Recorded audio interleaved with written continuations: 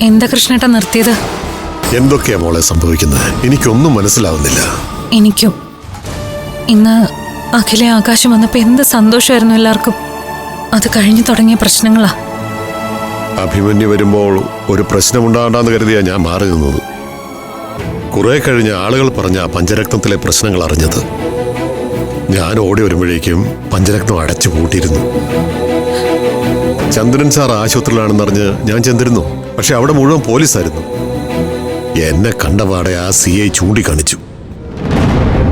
ഒരു വിധത്തിൽ ആ പിടി കൊടുക്കാതെ ഞാൻ രക്ഷപ്പെട്ടത്. എനിക്കൊന്നും മനസ്സിലാവുന്നില്ല കൃഷ്ണേട്ടാ. ഒരു കാര്യം മാത്രം എനിക്കറിയാം.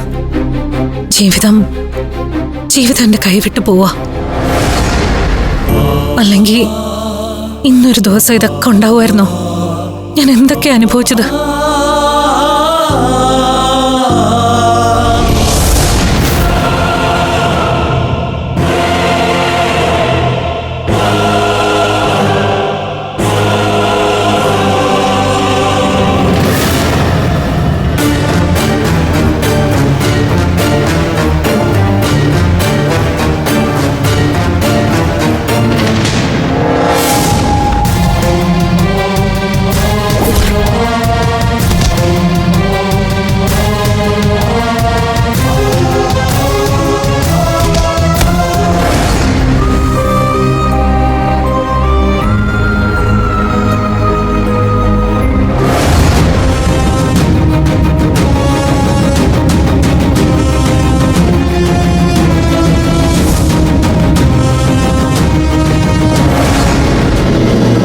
നല്ല ക്ഷീണമുണ്ട്.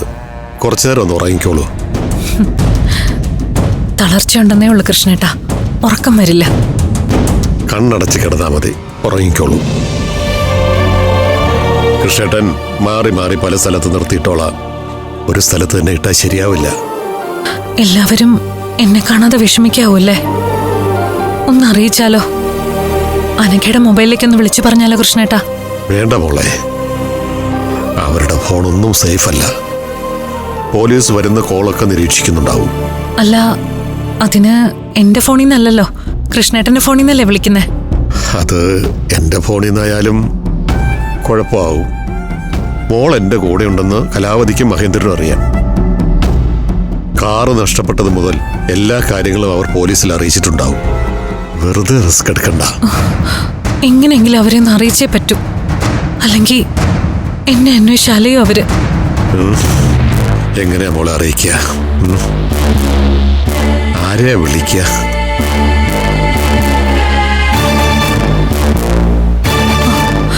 അത് നമുക്ക് അച്ഛൻ്റെ ഫോണിലേക്കൊന്ന് വിളിച്ചാലോ? വിളിക്കണോ? വിളിക്കണം. വിളിച്ചേ പറ്റൂ.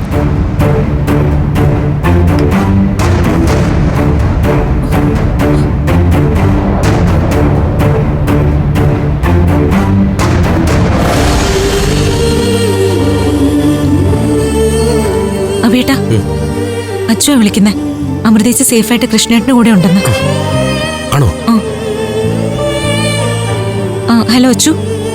അച്ഛൻ മാത്രമല്ല അനഘേച്ചി, അമൃതേച്ചി എന്നോട് സംസാരിച്ചു. ചേച്ചി സേഫാ. ആശ്വാസത്തോടെ എന്നോട് സംസാരിച്ച്. എവിടെയാണെന്ന് പറഞ്ഞോ മോളെ? കുറച്ച് ദൂരെയാണെന്ന് പറഞ്ഞു. സ്ഥലം ഏതാണെന്ന് മാത്രം പറഞ്ഞില്ല.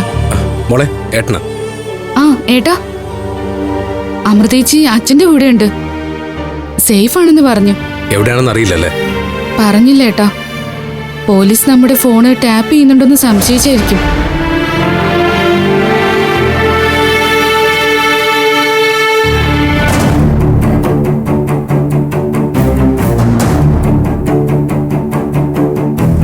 ശരി. സമാധാനായല്ലേ? തൽക്കാലത്തേക്ക് അത്രേ ഉള്ളൂ.